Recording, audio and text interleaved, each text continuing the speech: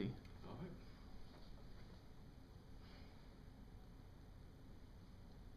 Harold Swerg could hit a baseball farther than any man alive.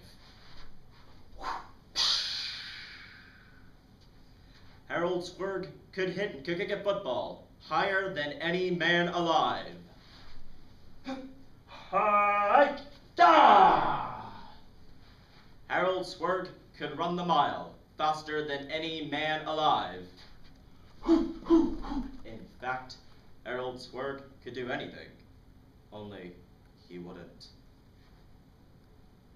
Hello, my name is Jack Petersen, and this is The Man Who Wouldn't by Julius Feiffer. Baseball and football managers came to Harold Swerg and they begged, "Harold, sign with us! You'll have glory, status, money, girls."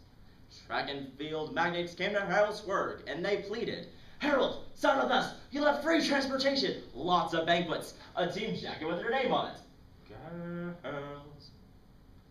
But to all of them, Harold Swerg simply replied,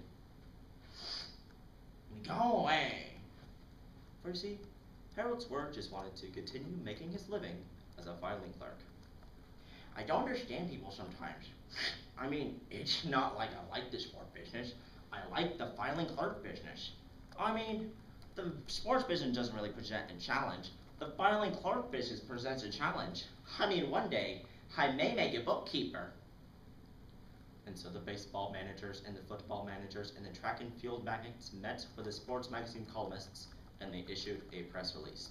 "Extra, extra, read all about Harold Swerg won't play, Harold Swerg won't play," which the public read, and they replied, "Well, obviously, any man who does not play the game is against the game. And any man who is against the game is against fair play. And any man who is against fair play is against our way of life." I had it to prove. But Harold paid no mind to them. He simply said, "Just leave me alone and let me do my work." And that's where things seemed to settle. That is, until the new Olympics were announced. It was said that Russia was to have its greatest team ever. They had someone who could hit a baseball farther than any man alive. Bada bada swing, da! They had someone who could kick a football higher than any man alive. Hi, da! They had someone who could run the mile faster than any man alive.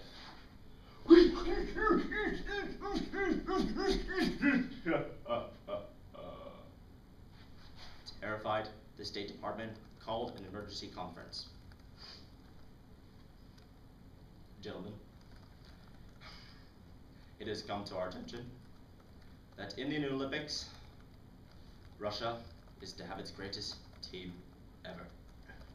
I know, it hurts. Therefore, it has been decided Harold Swerg must play in the Olympics for the United States. We shall send a representative to get him." Dear Harold Swerg. Give this to Harold Swerg. Shortly, there came a reply. To State Department from Harold Swerg.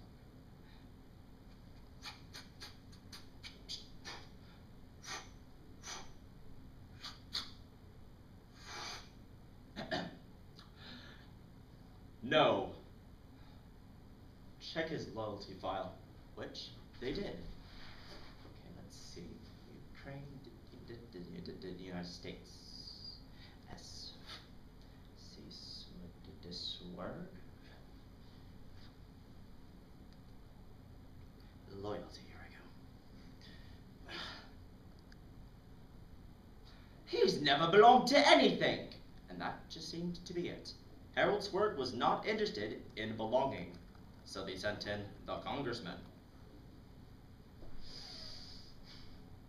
"Harold, it is the rule of democracy that a majority decides. Now, a majority has decided that they want you, Harold, to play in the Olympics for the United States. So tell me, Harold, are you trying to crumble our traditions? I'm just trying to be left alone. Go away. Shocked and desperate, the State Department made one final attempt, a special appeal from the President of the United States.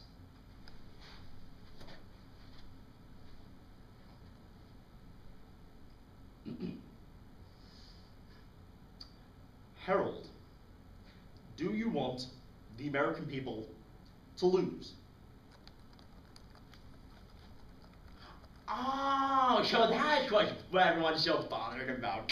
But I don't understand. What's the problem with losing? I mean, it's only a game. I mean, losing just the other side to winning. I mean, what's the big deal? Don't listen, Mr. President! Keep your head down and your ears plugged, advised all the president's advisors as they hastily plugged his ears. The public was outraged. They booed, and they hissed. They lit Olympic torches in his lawn. Then one day, when things were at its hottest, Harold Swerve came outside.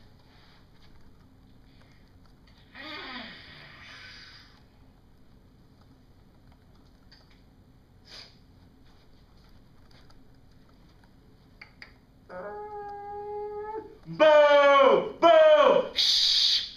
Swerve will play! Play the game! All right, I will play. Ah. The public was ecstatic. Newspapers jumped on the story. Extra, extra, read all about it. Harold Swerve will play in the Olympics. Harold Swerve will play in the Olympics for the United States. Both political parties claimed credit. Soon, it was time for the new Olympics to begin. The first event, who could hit a baseball the farthest? First, the Russians.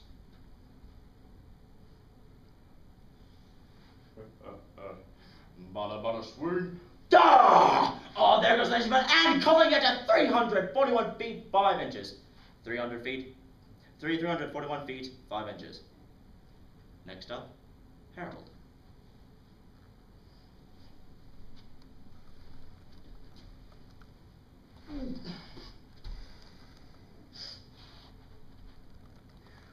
Ah! Oh, there goes Nation and calling it at 341 feet 5 inches. 341 feet, 5 inches. The next event, who could kick a football the highest? Again, the Russians.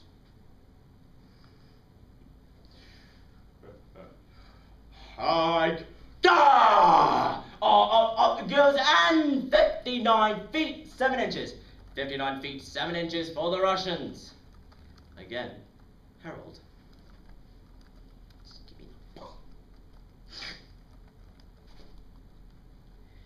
Hag. Ladies and gentlemen, and 59 feet, 7 inches. 59 feet, 7 inches. The final event, who could run the mile the fastest? This time, they raced against each other. Okay, they're coming up to the starting line. They're getting ready. And they're off! The Russians are in front! Oh, my squirrels catching up! Squirrels ahead! Oh, he's falling behind! Russian! Swerve! Harold! John!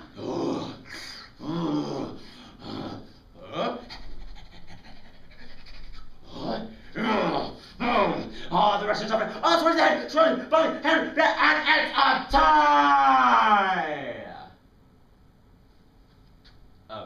It's a tie at 1 minute, 50 seconds. Suspicious. The judges called Harold to the stand. Bravo, bravo, bravo. Good job, my son. Good job, my son. Yeah, good job. Ah, Harold, please come here. Harold, we have reason to believe that you are not giving this tournament your all. I was indeed giving it my all. Well, Harold, if what your statistics say are true, then giving it your all would have beaten the Russians. But beating the Russians doesn't take my all. Equaling them takes my all.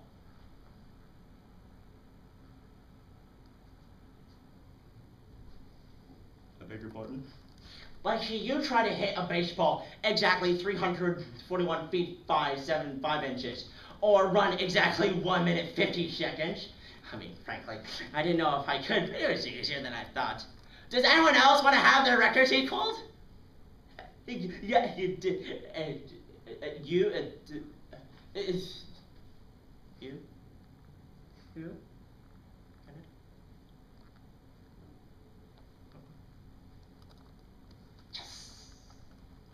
So Harold Spark went back home to continue making his living as a filing clerk, just as he's always wanted.